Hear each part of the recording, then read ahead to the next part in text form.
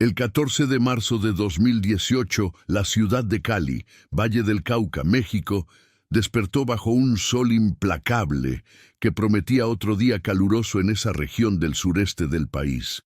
Las calles estaban saturadas de vendedores ambulantes, el ruido constante de los autobuses destartalados y el aroma penetrante de tortillas recién hechas mezclado con el smog urbano. Era un día común, hasta que dejó de serlo. Natalia Ponce de León, una joven de 24 años, profesora de primaria en la escuela Manuel José Otón, salió de su departamento en la colonia Centro a las 7:15 de la mañana. Llevaba puesto un vestido floreado azul claro, sandalias beige y su bolso café de siempre, ese que su madre le había regalado en su cumpleaños anterior. Natalia vivía sola desde hacía 2 años. Después de terminar sus estudios en la Universidad Autónoma de San Luis Potosí, era una mujer independiente, responsable, con una sonrisa que iluminaba cualquier salón de clases y una dedicación inquebrantable hacia sus alumnos. Antes de continuar con esta historia, me gustaría pedirte que te suscribas al canal y que me cuentes en los comentarios desde dónde nos estás viendo. Tu apoyo significa mucho y nos ayuda a seguir trayéndote historias como esta. Esa mañana, Natalia había planeado ir al mercado municipal después de su turno en la escuela para comprar ingredientes para la cena del domingo con su familia. Su madre, Rocío, esperaba verla como cada semana en la casa familiar ubicada en el barrio de la Guadalupe, al otro lado de la ciudad. Pero Natalia nunca llegó a la escuela ese día, ni al mercado, ni a la casa de su madre. Simplemente se esfumó entre las calles abarrotadas de Cali, como si la tierra se la hubiera tragado. La primera en notar su ausencia fue la directora de la escuela, la señora Guadalupe Méndez, una mujer de 60 años con un carácter firme pero maternal. Cuando Natalia no apareció para dar su clase de 8:00 de la mañana, Guadalupe se preocupó inmediatamente. Natalia jamás faltaba sin avisar. Era una de las maestras más puntuales y comprometidas que había conocido en sus 30 años de carrera.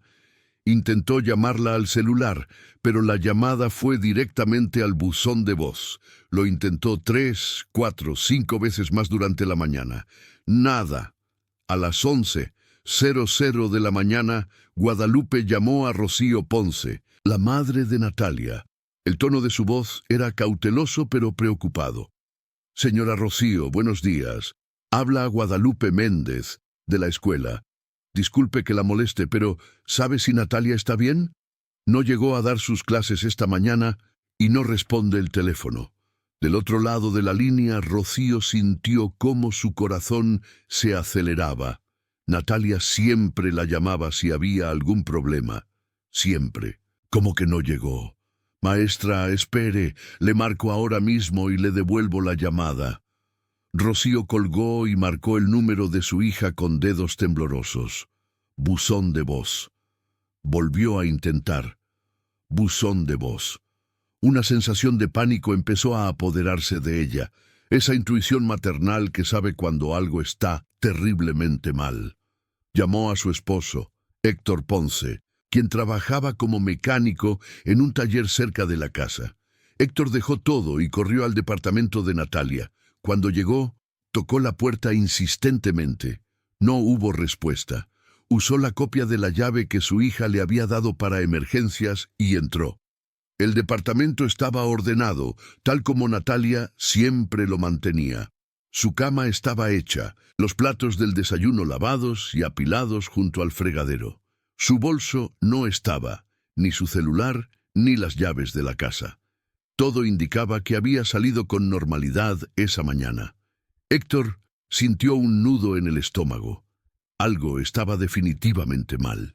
A las 2:00 de la tarde, Rocío y Héctor se presentaron en la Fiscalía General del Estado en Cali para reportar la desaparición. El agente del Ministerio Público que los atendió, un hombre joven de nombre Eduardo Salinas, Les hizo las preguntas de rutina con una expresión que oscilaba entre la profesionalidad y el cansancio.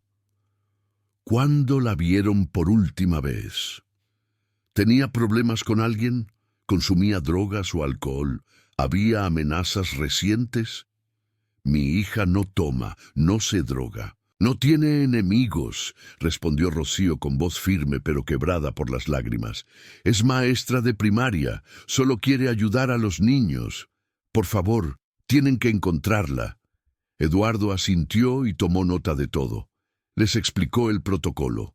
Primero investigarían su círculo cercano, revisarían las cámaras de seguridad de la zona, hablarían con vecinos y conocidos. Les pidió una fotografía reciente de Natalia, que Rocío sacó de su bolso con manos temblorosas. En la imagen, Natalia sonreía radiante durante una excursión escolar al Parque Nacional Cumbres de Monterrey. Llevaba una gorra blanca y abrazaba a 2 de sus alumnas. «Vamos a encontrarla, se lo prometo», dijo Eduardo, aunque sus palabras sonaron huecas incluso para él mismo. Los días siguientes fueron una pesadilla interminable para la familia Ponce. Rocío no podía dormir, no podía comer. Se pasaba las noches imaginando los peores escenarios, rogando a Dios que su hija estuviera viva. Héctor imprimió cientos de volantes con la foto de Natalia y la leyenda «desaparecida» en letras rojas. Los pegó en cada poste, cada pared, cada tienda del centro de Cali. Sus manos estaban raspadas y llenas de pegamento seco, pero no le importaba. La hermana menor de Natalia, Mariana, una estudiante de 18 años de preparatoria, creó un grupo en Facebook llamado «Ayúdanos a encontrar a Natalia Ponce». En 24 horas, más de 5.000 personas se habían unido. Los mensajes de apoyo llegaban de todas partes. Amigos, excompañeros de universidad, padres de sus alumnos, personas que nunca la habían conocido, pero que se sentían conmovidas por su historia. La investigación policial avanzaba lentamente. Eduardo Salinas y su equipo revisaron las cámaras de seguridad de los comercios cerca del departamento de Natalia. La última vez que apareció fue a las 7:17 de la mañana, caminando por la avenida Juárez en dirección a la parada del autobús. Llevaba su bolso café cruzado sobre el pecho y miraba su celular mientras caminaba. Parecía tranquila, sin señales de angustia o de que alguien la estuviera siguiendo. Luego, simplemente desapareció de las cámaras. La siguiente calle no tenía vigilancia. Era como si se hubiera desvanecido en el aire. Eduardo interrogó a los vecinos del edificio de Natalia. La señora Carmela Vázquez, una mujer de 70 años que vivía en el departamento de al lado, recordaba haber escuchado a Natalia cerrar la puerta esa mañana, como siempre. No había escuchado gritos, ni forcejeos, ni nada fuera de lo común. «Es una muchacha tranquila, muy educada», dijo Carmela con lágrimas en los ojos. «Siempre me saludaba cuando me la encontraba en el pasillo. Me ayudaba a subir las bolsas del mercado cuando me veía batallando. ¿Quién querría hacerle daño a alguien así?». Los investigadores también hablaron con los compañeros de trabajo de Natalia. Todos dijeron lo mismo. Era una maestra excepcional, querida por todos, sin enemigos conocidos. Su vida parecía simple y sin complicaciones.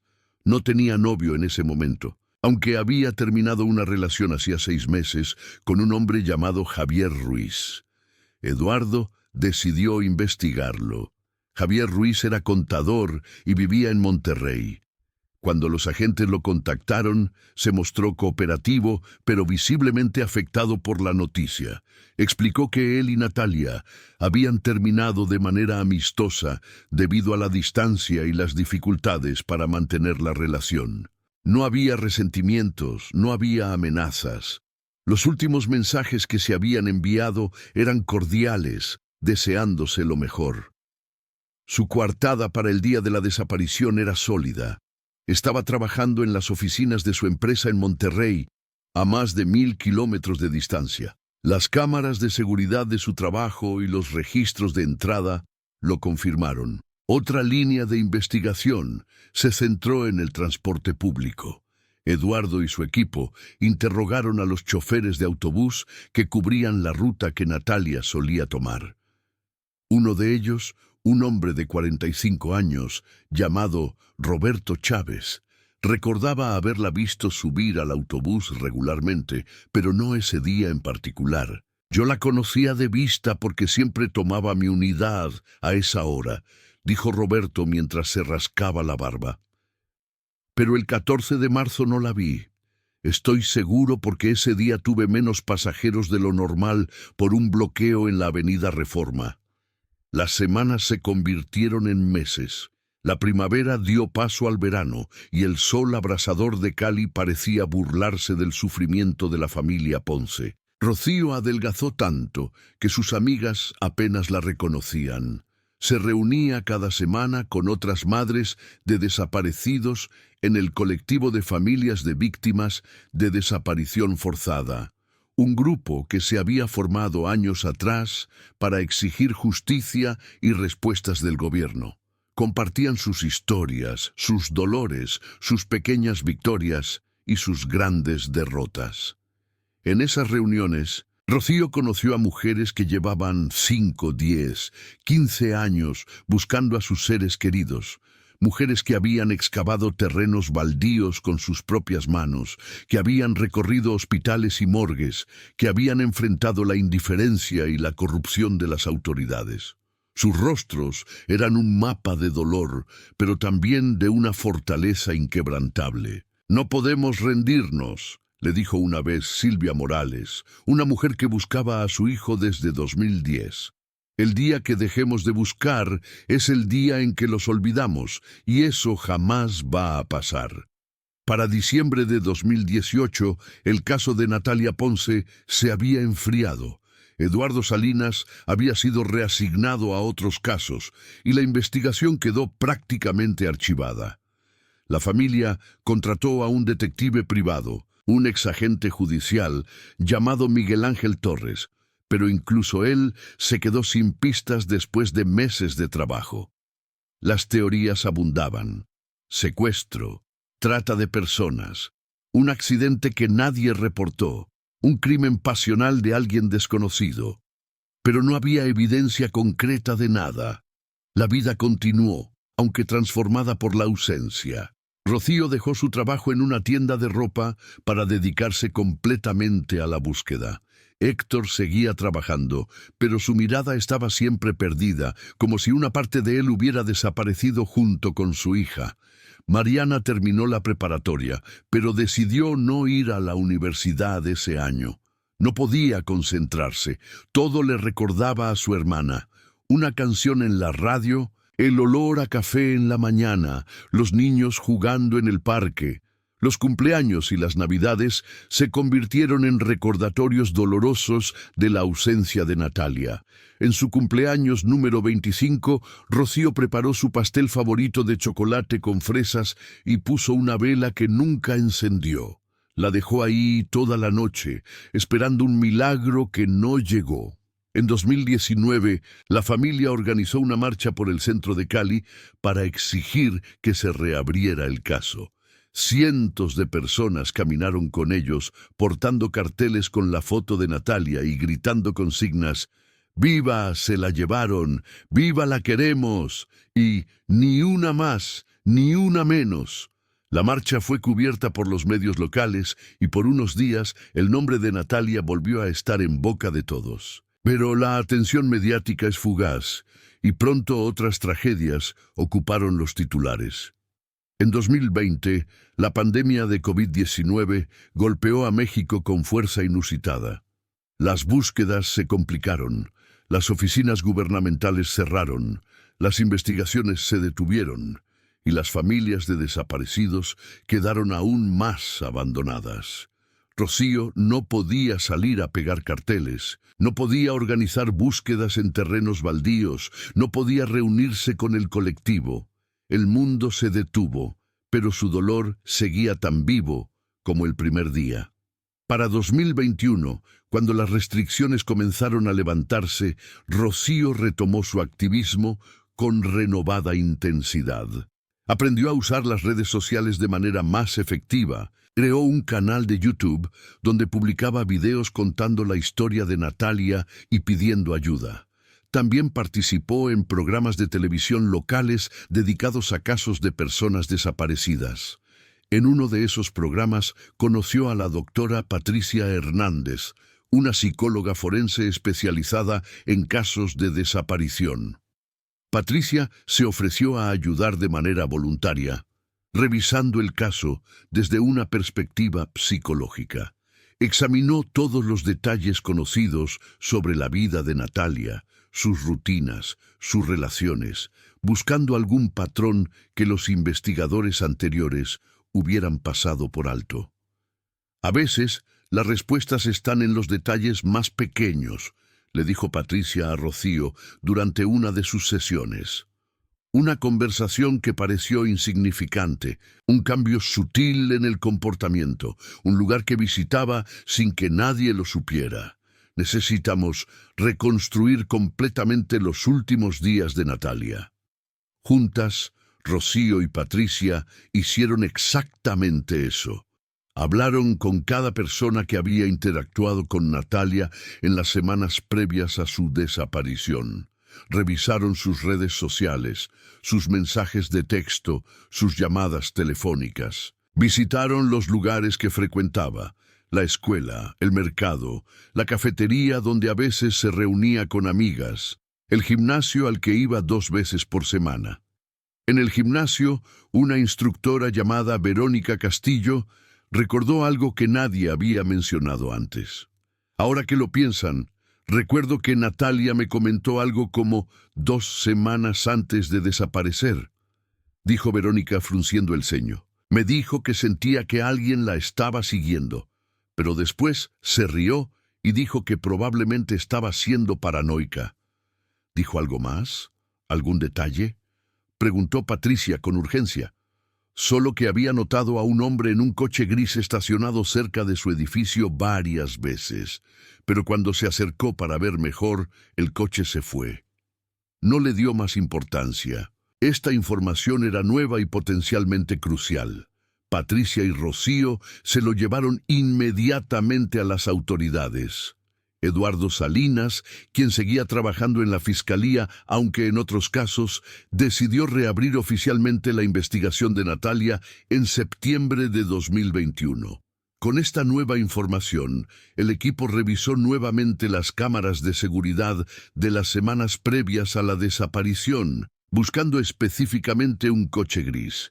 Después de días de revisar horas y horas de grabaciones granuladas, encontraron algo.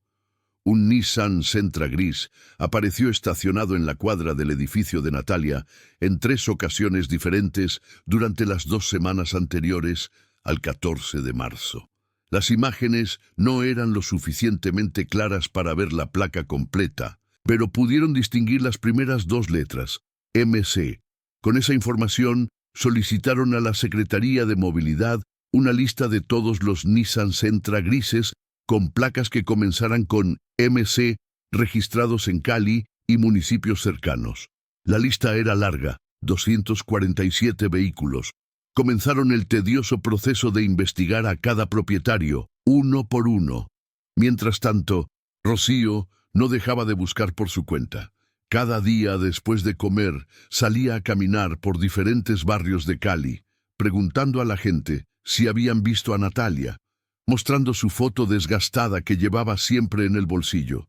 La mayoría la miraba con lástima y negaba con la cabeza. Algunos le mentían, diciéndole que habían visto a alguien parecido solo para darle esperanza. Esas falsas pistas eran las más crueles. En enero de 2022, Mariana decidió hacer algo radical. Se mudó a Ciudad de México para estudiar criminología en la Universidad Nacional Autónoma de México. Quería aprender las herramientas para encontrar a su hermana por sí misma, para no depender de un sistema que parecía haberlos abandonado.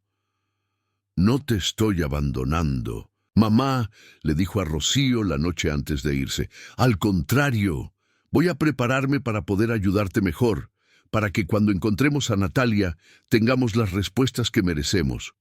Rocío la abrazó con fuerza, llorando pero orgullosa de la determinación de su hija menor. Para 2023, 5 años después de la desaparición, el caso de Natalia seguía sin resolverse. La investigación del Nissan gris había llegado a un callejón sin salida. De los 247 propietarios, ninguno tenía conexión aparente con Natalia. Todos tenían coartadas para el día de su desaparición. Eduardo y su equipo estaban frustrados, pero no rendidos. El 14 de marzo de 2023, exactamente 5 años después de la desaparición, la familia organizó una vigilia en el Parque Central de Cali. Cientos de personas se reunieron, sosteniendo velas encendidas mientras el sol se ocultaba. Rocío tomó el micrófono con manos temblorosas. 5 años, comenzó, su voz quebrándose. 5 años sin saber dónde está mi hija, si está viva, si está sufriendo, si nos recuerda. 5 años de buscar en cada rincón, de tocar cada puerta, de rogar por respuestas que no llegan. Pero quiero que sepan algo, no nos vamos a rendir, nunca. Voy a buscar a Natalia hasta el último día de mi vida si es necesario. Y le pido a quien sepa algo, lo que sea, que hable. Pueden hacerlo de manera anónima. No buscamos venganza, solo buscamos verdad. Sus palabras resonaron en el silencio de la noche. Muchos lloraban, otros abrazaban a Rocío cuando bajó del pequeño escenario improvisado. Era un recordatorio doloroso de que la tragedia de Natalia no era única. En México, decenas de miles de personas estaban desaparecidas y cada una tenía una familia destrozada esperando respuestas. Pero algo estaba por cambiar. Algo completamente inesperado estaba a punto de sacudir el caso y darle un giro dramático. En agosto de 2023, un joven llamado David Ortega, estudiante de comunicación de 22 años, estaba revisando videos antiguos en su computadora. David era un entusiasta de la fotografía urbana y había pasado años documentando las calles de Cali con su cámara. En marzo de 2018 había estado experimentando con un proyecto de time-lapse, capturando la vida cotidiana de diferentes barrios de la ciudad. Mientras organizaba sus archivos para un proyecto universitario, encontró una carpeta etiquetada Time-lapse Centro Marzo 2018. Hacía años que no revisaba ese material. Por curiosidad, abrió uno de los videos. Era una secuencia de imágenes capturadas desde la azotea de un edificio en la avenida Juárez, mostrando el flujo de personas y vehículos durante las horas de la mañana. David lo estaba viendo de manera distraída cuando algo captó su atención. En una de las secuencias, tomada el 14 de marzo a las 7:18 de la mañana, vio a una mujer con un vestido floreado azul caminando por la acera. Segundos después, un coche gris se detuvo a su lado. La mujer se detuvo, parecía hablar con alguien dentro del vehículo, y luego, para sorpresa de David, subió voluntariamente al coche. David pausó el video, su corazón latiendo con fuerza. Amplió la imagen tanto como pudo. No podía ver con claridad el rostro de la mujer ni la placa del coche, pero algo en esa escena le resultaba inquietantemente familiar. ¿Por qué? Entonces lo recordó. Los carteles. Los miles de carteles con la foto de Natalia Ponce que aún estaban pegados por toda la ciudad. Con manos temblorosas, David buscó en Google Natalia Ponce desaparecida Cali. Inmediatamente aparecieron cientos de resultados. Comparó la foto de Natalia con la mujer del video. El vestido era el mismo. La hora coincidía. La ubicación era exactamente donde Natalia había sido vista por última vez en las cámaras de seguridad. Sin pensarlo 2 veces, David agarró su laptop y corrió a la fiscalía. Pidió hablar con alguien del caso Natalia Ponce con tanta insistencia que finalmente lo llevaron a la oficina de Eduardo Salinas. «Tengo un video», dijo David sin aliento. «Creo que muestra a Natalia Ponce el día que desapareció». Eduardo, escéptico después de tantas falsas pistas a lo largo de los años, se sentó frente a la computadora de David. Cuando vio el video, se quedó paralizado. Llamó inmediatamente a dos de sus colegas. Los tres analizaron las imágenes una y otra vez. «Necesitamos mejorar la calidad de este video», dijo Eduardo. «Y necesitamos hacerlo ya». El video fue enviado al Laboratorio de Análisis Forense Digital de la Fiscalía General de la República. Los técnicos trabajaron durante una semana para mejorar la resolución, eliminar el ruido digital y ampliar los detalles cruciales. Cuando terminaron, tenían algo mucho más claro que el video original. La mujer del vestido floreado era, sin lugar a dudas, Natalia Ponce. Y lo más importante, habían logrado capturar parcialmente la placa del coche gris. Era MC78XX. Las últimas 3 letras o números seguían siendo ilegibles, pero era suficiente para reducir drásticamente la lista de vehículos sospechosos. Eduardo cruzó esta nueva información con la lista original de 247 Nissan Sentra grises. Solo 3 vehículos coincidían con MC78. Un coche registrado a nombre de una empresa de transporte que había sido vendido meses antes de la desaparición. Otro que pertenecía a un hombre de 80 años que había fallecido en 2019. Y un tercero registrado a nombre de un hombre de 38 años llamado Fernando Aguirre Maldonado. El nombre de Fernando Aguirre hizo que algo hiciera clic en la mente de Eduardo. Recordaba haber visto ese nombre en alguna parte durante la investigación original. Después de revisar los archivos, lo encontró. Fernando Aguirre era el primo segundo de uno de los maestros de la escuela donde trabajaba Natalia, aunque él mismo no trabajaba ahí. Había sido mencionado brevemente en una entrevista de rutina, pero nunca investigado a fondo, porque no tenía conexión directa con Natalia. Eduardo y su equipo comenzaron a investigar a fondo a Fernando Aguirre. Descubrieron que tenía un pequeño negocio de mantenimiento de edificios y que había trabajado en el edificio donde vivía Natalia en enero de 2018, 2 meses antes de su desaparición. Había reparado unas tuberías del sistema de agua. «Es él», dijo Eduardo a su equipo. «Tiene que ser él».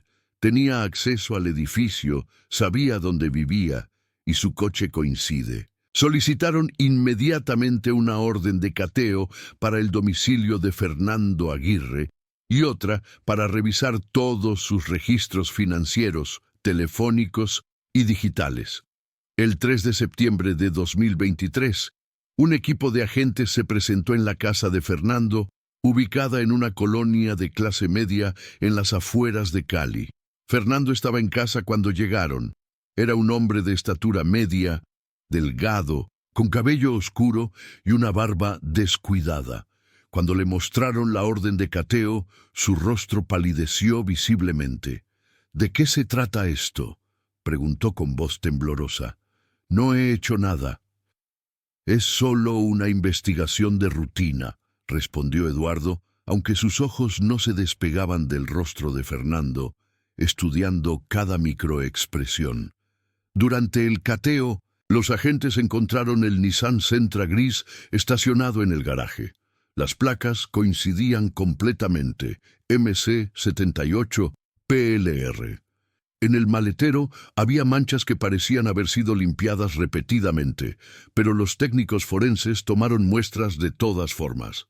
En el interior de la casa, en un closet del sótano, encontraron una caja con objetos personales que no parecían pertenecer a Fernando. Un reloj de mujer, un collar con un dije en forma de corazón, un par de aretes de plata. Rocío había descrito ese collar en la denuncia original. Era un regalo que ella misma le había dado a Natalia en su graduación. Fernando fue arrestado inmediatamente bajo sospecha de secuestro.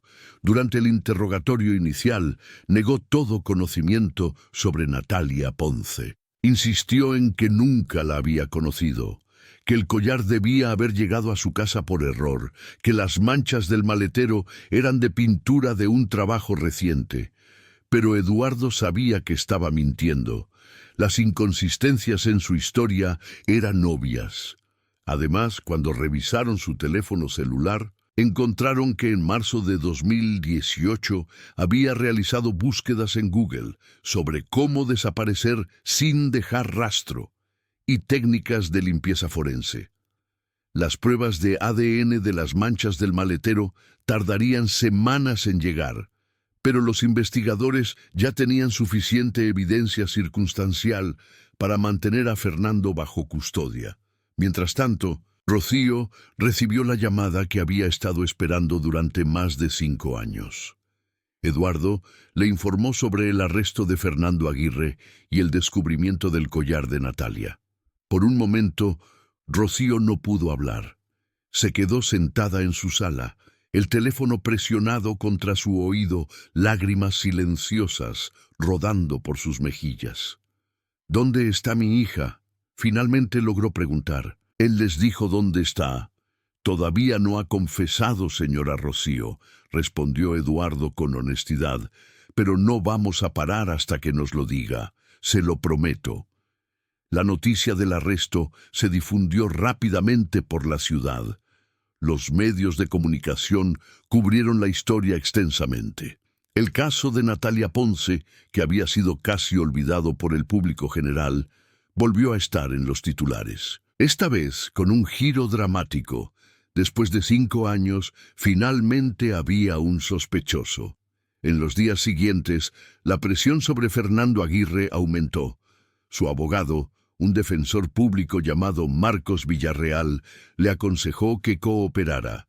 Le explicó que las evidencias en su contra eran abrumadoras y que su mejor opción era decir la verdad, especialmente si Natalia seguía con vida en algún lugar. Pero Fernando se mantenía en silencio, respondiendo solo «no sé de qué hablan» a cada pregunta.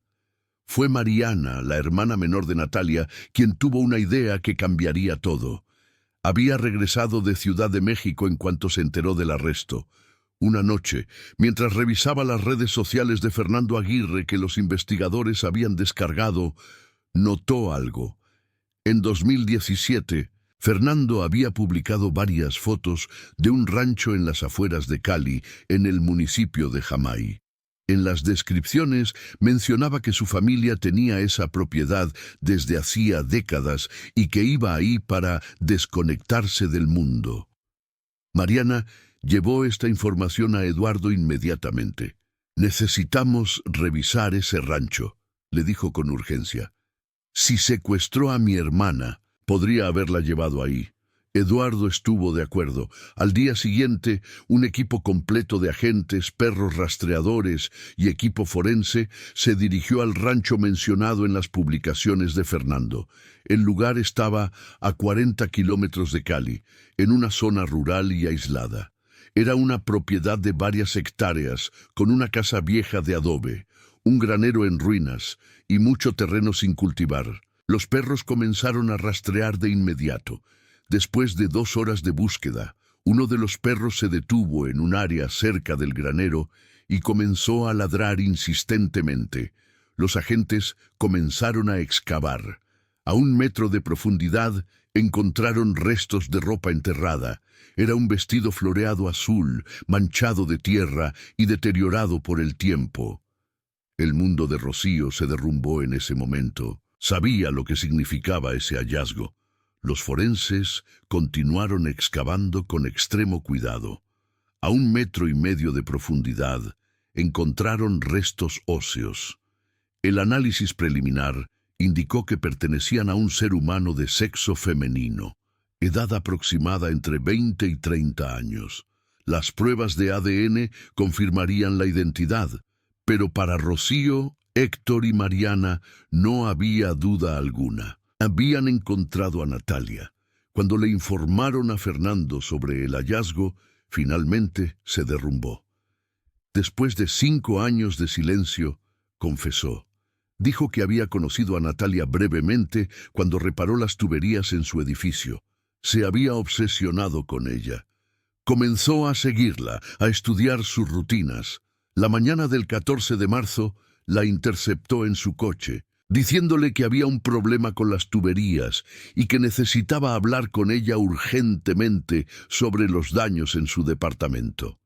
Natalia, confiada y sin sospechar nada, subió al coche voluntariamente, tal como mostraba el video de David. Fernando la llevó al rancho con la excusa de que ahí tenía unos materiales que necesitaba mostrarle.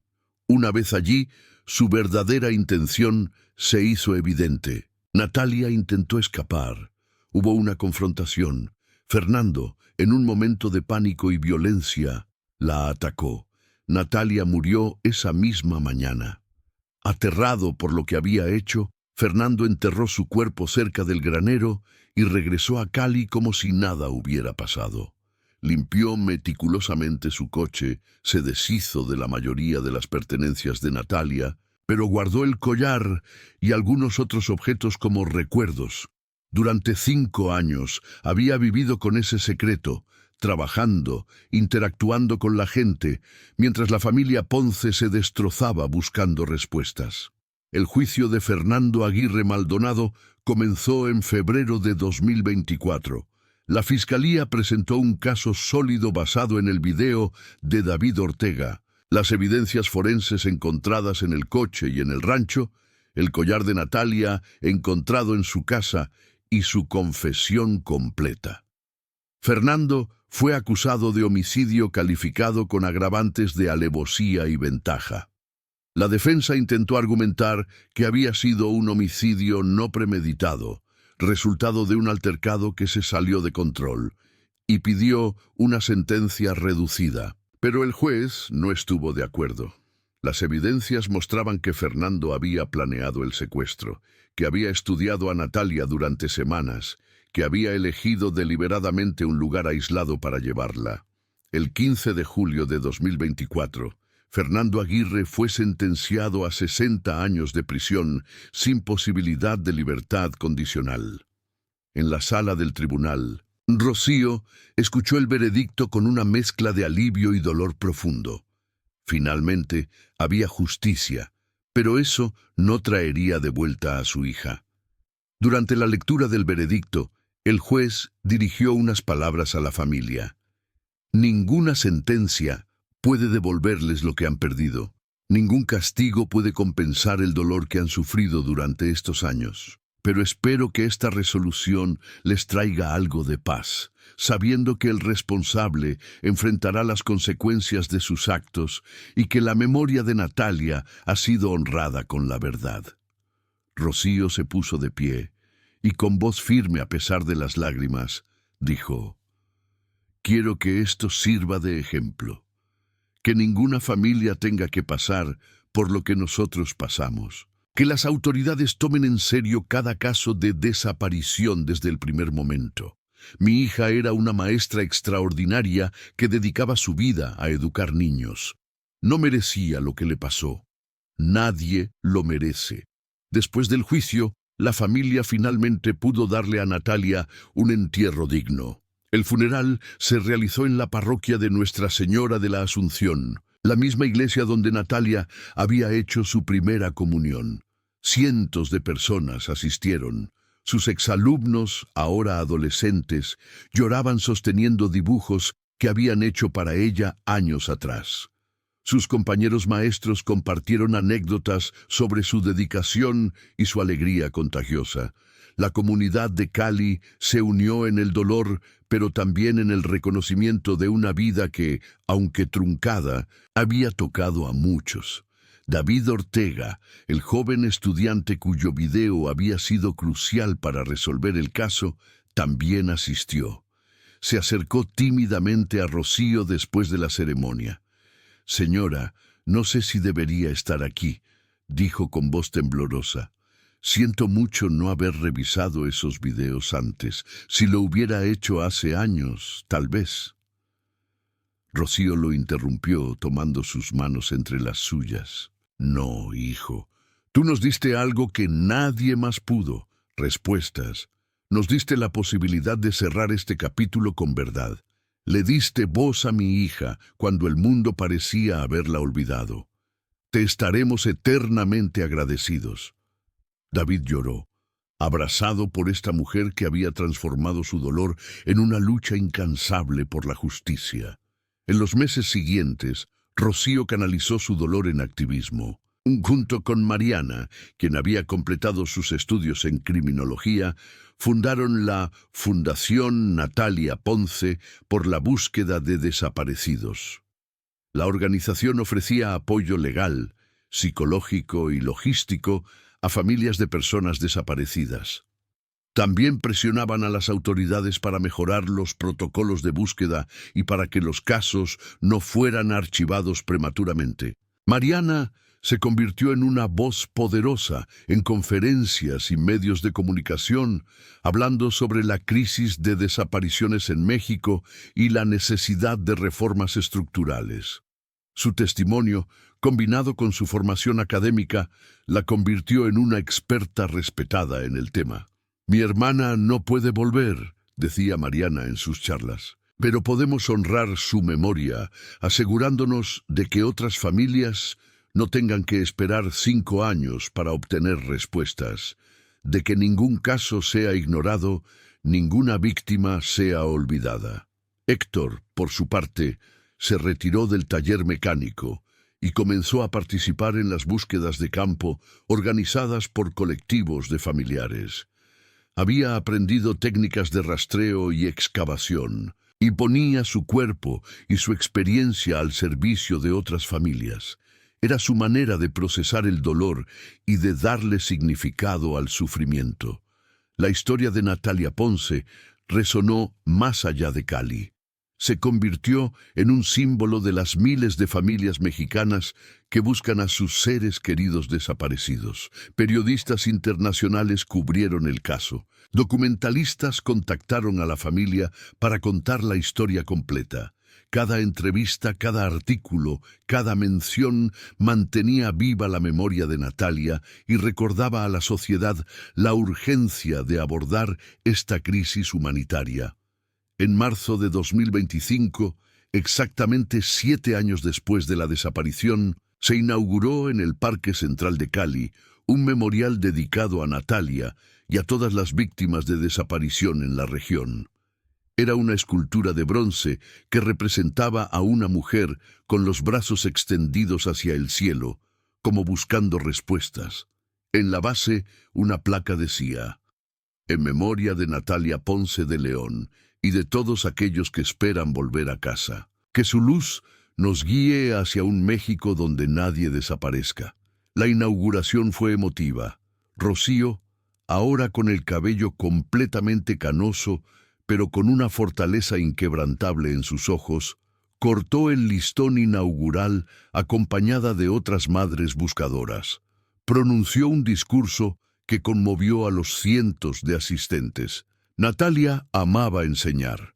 Creía en el poder de la educación para cambiar vidas. Aunque su vida fue arrebatada brutalmente, su legado continúa. Este memorial no es solo para recordar a los que hemos perdido, sino para comprometernos a construir un país donde la desaparición de una persona no sea recibida con indiferencia, donde cada vida importe, donde la justicia no sea un privilegio sino un derecho. Si logramos eso, entonces la muerte de mi hija no habrá sido en vano. Entre el público estaba Eduardo Salinas, el agente del Ministerio Público, que había llevado la investigación. Se había jubilado unos meses antes, pero el caso de Natalia seguía siendo el más significativo de su carrera. Se acercó a Rocío después del evento. Señora Rocío, quiero que sepa que el caso de Natalia cambió la manera en que trabajo. Aprendí que nunca debemos dar un caso por cerrado mientras quede una pregunta sin responder, mientras haya una familia esperando. He capacitado a los nuevos agentes con esa filosofía. El legado de Natalia vive también en eso. Rocío le sonrió con lágrimas en los ojos. Gracias, agente, gracias por nunca rendirse. También estaba presente Patricia Hernández, la psicóloga forense que había ayudado voluntariamente en la investigación. Había continuado trabajando con la Fundación Natalia Ponce, ofreciendo terapia gratuita a familias de desaparecidos. Sabía que el trauma de la desaparición de un ser querido era único, diferente al duelo convencional, porque mezclaba el dolor con la incertidumbre, la esperanza con la desesperación. El duelo ambiguo es uno de los más difíciles de procesar, le explicó Patricia a Mariana durante una de sus sesiones. Durante años, tu familia no sabía si Natalia estaba viva o muerta. Esa incertidumbre es tortuosa. Ahora que tienen respuestas, el proceso de sanación puede comenzar realmente. No significa que el dolor desaparezca, pero sí que puede transformarse en algo más manejable, en algo que les permita vivir plenamente otra vez. Mariana escuchaba atentamente. Había estado considerando especializarse en psicología forense, además de criminología, precisamente para poder ayudar a otras familias desde una perspectiva más integral. Quería entender no solo los aspectos técnicos de las investigaciones, sino también el impacto humano de las desapariciones. Para 2026, la Fundación Natalia Ponce había ayudado a resolver 4 casos más de desapariciones en la región. No todos tuvieron finales felices, pero en cada caso, las familias finalmente obtuvieron respuestas. La Fundación también había presionado exitosamente para que se implementara un protocolo de búsqueda inmediata en los casos de desaparición, eliminando el requisito absurdo de esperar 72 horas antes de iniciar una investigación formal. Rocío seguía activa en las búsquedas de campo.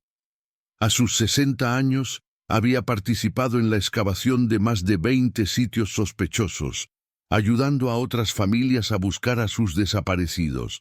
Su rostro, curtido por el sol y marcado por el dolor, se había convertido en un símbolo de resistencia y esperanza. En una entrevista para un periódico nacional, le preguntaron cómo había encontrado la fuerza para continuar después de todo lo que había pasado. No es fuerza, respondió Rocío honestamente. Es amor. El amor que le tengo a mi hija no murió con ella. Ese amor se transformó en acción, en lucha, en un compromiso inquebrantable con la verdad y la justicia. Cada vez que ayudo a otra familia, siento que Natalia está conmigo, guiándome. Ella era maestra, ¿saben? Le encantaba ayudar a otros. Creo que esto es lo que ella hubiera querido, que su historia sirviera para cambiar cosas, para proteger a otros. La periodista, visiblemente conmovida, preguntó si alguna vez había perdonado a Fernando Aguirre. Rocío guardó silencio por un largo momento. El perdón es complicado, finalmente dijo. No creo que pueda perdonar lo que le hizo a mi hija, el dolor que causó a nuestra familia. Pero he aprendido a soltar el odio, porque el odio solo me consumía a mí. Fernando va a pagar por lo que hizo. Está en prisión y ahí se quedará. Yo elegí no dejar que me robara también el resto de mi vida. Elegí vivir, honrar a Natalia viviendo con propósito. Esa entrevista se volvió viral, siendo compartida millones de veces en redes sociales. Los comentarios estaban llenos de admiración por la fortaleza de Rocío y de empatía por su dolor. Pero también había comentarios de otras familias compartiendo sus propias historias de desapariciones, creando una red de solidaridad y apoyo mutuo. El caso de Natalia Ponce también tuvo un impacto en las políticas públicas. El Congreso del Estado de Valle del Cauca aprobó la Ley Natalia, que establecía protocolos más estrictos para la búsqueda de personas desaparecidas. incluyendo la activación inmediata de alertas, la coordinación entre diferentes niveles de gobierno y la creación de una base de datos genéticos para facilitar la identificación de restos. Durante la ceremonia de firma de la ley, el gobernador invitó a Rocío y Mariana al estrado. Con lágrimas rodando por sus mejillas, Rocío observó cómo el gobernador firmaba el documento que llevaría el nombre de su hija. «Esta ley no traerá de vuelta a Natalia», dijo el gobernador, «pero puede salvar vidas, puede prevenir que otras familias pasen por lo que la familia Ponce pasó. Ese es el legado más poderoso que podemos construir». En el aniversario número 8 de la desaparición, la familia Ponce organizó un evento diferente. En lugar de una marcha o una vigilia, organizaron un festival educativo en honor a Natalia. Había talleres para niños, presentaciones artísticas, conferencias sobre seguridad y prevención. La idea era celebrar lo que Natalia había amado: la educación, los niños, la comunidad. Los exalumnos de Natalia, ahora jóvenes adultos, participaron activamente. Uno de ellos, un muchacho llamado Daniel, que ahora estudiaba pedagogía, dio un testimonio conmovedor. «La maestra Natalia fue la primera persona que creyó en mí. Yo venía de un hogar difícil, tenía problemas de conducta, nadie pensaba que llegaría a algo, pero ella nunca se rindió conmigo. Se quedaba después de clases, ayudándome con las tareas, hablando conmigo sobre mis sueños. Me hizo creer que podía ser más que mi circunstancia. Por eso decidí ser maestro, para ser para otros niños lo que ella fue para mí. Aunque ya no esté físicamente, su enseñanza vive en cada uno de nosotros». Había más de 50 exalumnos de Natalia presentes ese día. Cada uno tenía una historia similar de cómo ella había impactado sus vidas. Algunos habían ido a la universidad, otros tenían trabajos estables, varios se habían convertido en educadores. Todos llevaban una parte de Natalia en sus corazones. Al final del evento, Rocío tomó el micrófono por última vez. «Cuando Natalia desapareció, sentí que mi vida había terminado. Los primeros años fueron los más oscuros que he vivido. Había días en que no quería levantarme de la cama, días en que la incertidumbre era tan agobiante que apenas podía respirar. Pero miren lo que hemos construido desde ese dolor. Miren cuántas vidas han sido tocadas por la historia de Natalia, cuántas familias han sido ayudadas por la fundación, cuántos cambios se han logrado en las políticas. Mi hija ya no está aquí, pero su luz brilla más fuerte que nunca a través de todo lo que hemos hecho en su memoria». La multitud estalló en aplausos. Muchos lloraban, pero eran lágrimas de esperanza tanto como de tristeza. Esa noche, en la casa que una vez había estado llena de risas de Natalia, Rocío se sentó en la sala con Héctor y Mariana. En la pared colgaba un retrato grande de Natalia sonriendo, rodeado de fotos de todas las actividades de la fundación, de las familias que habían ayudado, de los niños en el festival educativo. «¿Crees que lo hicimos bien?», preguntó Héctor en voz baja. «¿Crees que Natalia estaría orgullosa?». Rocío tomó la mano de su esposo y miró el retrato de su hija. «Sí», respondió con certeza. «Creo que estaría muy orgullosa. No solo de lo que hemos logrado, sino de que no dejamos que el odio nos consumiera, de que transformamos nuestra tragedia en algo que ayuda a otros. Eso es lo que ella habría querido».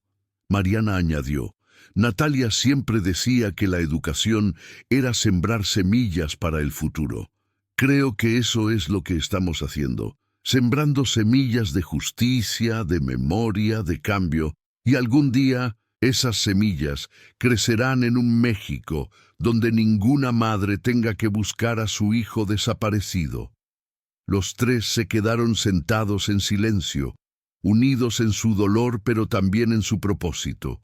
Afuera, la ciudad de Cali continuaba su ritmo frenético, ajena a la profunda transformación que había ocurrido en esa familia. Pero en las calles, en las escuelas, en las oficinas gubernamentales, el nombre de Natalia Ponce seguía resonando, recordándole a todos que cada vida importa, que cada desaparición merece ser investigada con urgencia y dedicación, y que del dolor más profundo puede surgir un cambio significativo. La historia de Natalia Ponce de León no terminó el día que desapareció. Continuó en la búsqueda incansable de su familia, en el video que finalmente reveló la verdad, en la justicia que se alcanzó después de años de lucha y en el legado de amor y acción que su familia construyó desde las cenizas de la tragedia.